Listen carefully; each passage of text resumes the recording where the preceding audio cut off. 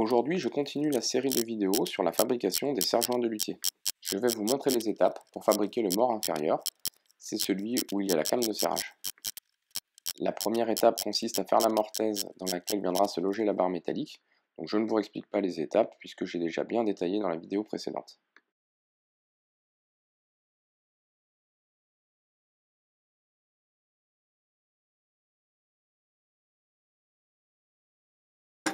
Voilà un petit aperçu de la mortaise terminée.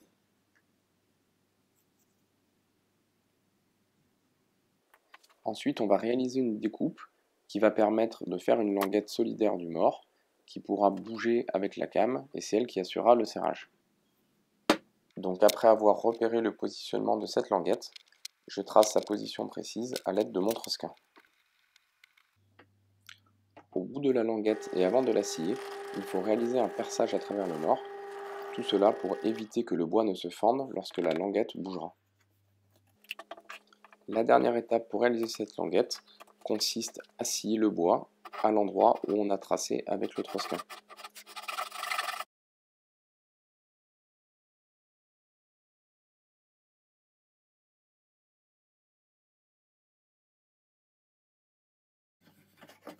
Voilà un petit aperçu de cette languette terminée.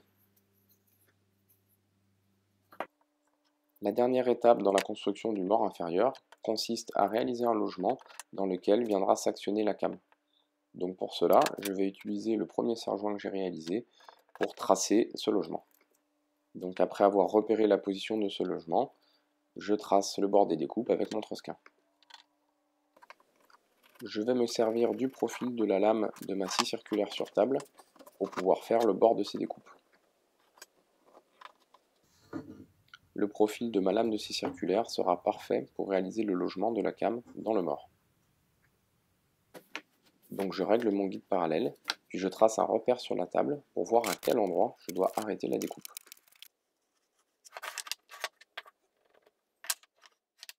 Tout est donc prêt et c'est parti pour découper.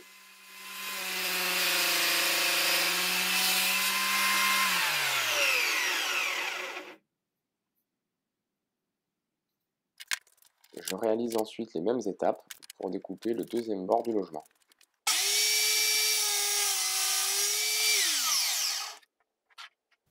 Donc là on peut voir que ma découpe n'est pas très précise, mon trait de coupe est un petit peu trop à l'intérieur de mon traçage, donc je rectifierai ça à la fin, en sachant que je n'ai pas filmé cette étape de rectification.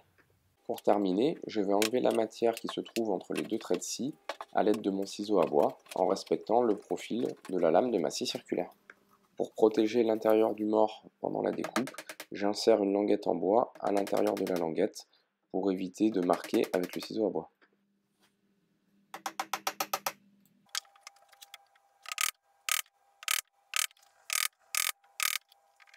Donc vous pouvez remarquer que la pièce bouge pas mal pendant que je découpe avec le ciseau à bois.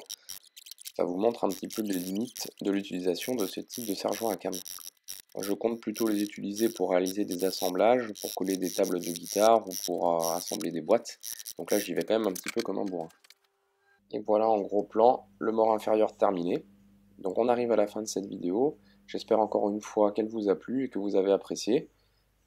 Dans la prochaine vidéo, vous verrez l'assemblage final. Je tiens à remercier tous les gens qui suivent ma chaîne régulièrement, parce que je viens de dépasser les 100 abonnés. Donc ce n'est pas grand chose, mais ça fait quand même plaisir.